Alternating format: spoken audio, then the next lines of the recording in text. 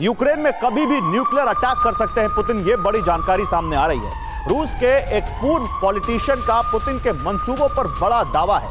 तानाशाह Putin Ukraine को सिर्फ खंडहर मानते हैं, यह रूस के एक पूर्व राजनेता ने कहा है। पुतिन के लिए यूक्रेन के लोगों की जिंदगी की कोई कीमत नहीं है, यह कहा गया है।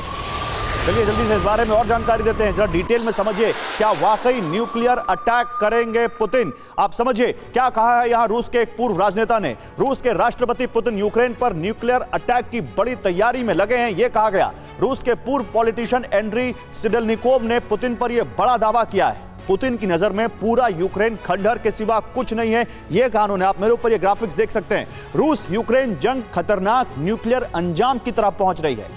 पुतिन रूस में शामिल कर चुके इलाकों में न्यूक्लियर टेस्ट भी कर सकते हैं। पुतिन की नजर में उनकी जमीन पर न्यूक्लियर हथियारों का इस्तेमाल वॉर क्राइम नहीं होगा। ये एक बहुत बड़े दावे को सामने लेकर आए हैं रूस के एक पूर्व राजनेता। जनरल सिन्हा, क्या वाकई आपको इनके दावों में दम दिखता है? क्या वाकई पुतिन की नजर में यूक्रेन सिर्फ खंडहर है?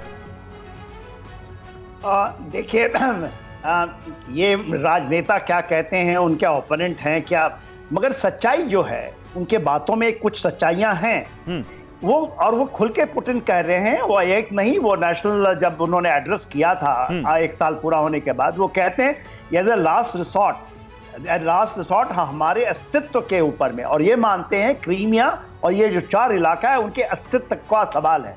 यदि उस पर आता है तो हम किसी की परहेज नहीं करेंगे। और ये बार बार आती है।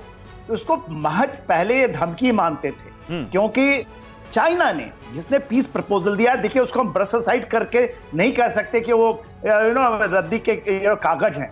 उसने ये कर दिखाया, शी जिनपिंग ने ये चीज आपको मिडिल ईस्ट के अंदर में, जब उसने ईरान को और सऊदी अरेबिया को एक और अपने देश में लाके खड़ा किया है। बिल्कुल। और देखिए एक ही प्रपोजल आया है पूरे विश्व में।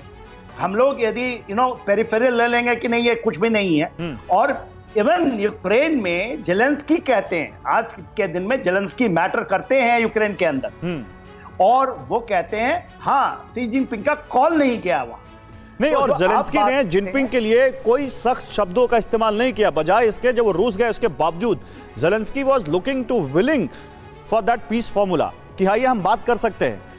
उस पीस प्रपोजल का सबसे बड़ा जो 12वां पॉइंट पढ़िएगा ना, जो 12वां पीस पॉइंट, वो है रीबिल्ड ऑफ यूक्रेन। और जेलेंस्की उसको करना चाहते हैं। उनको पता है कि वेस्ट नहीं देगा पैसा। और देखिए ये पूरे बिजनेस की लड़ाई है, पैसों की लड़ाई है। बड़ी अच्छी बात कही सर आपने, बड़ी कम शब्दों में आपने बता दिया। ये पूरे पैसों की लड़ाई है, और ये पैसे कहां से कहां घूम रहे हैं, इसी पर तो सारा ये सब कुछ काम हो रहा है।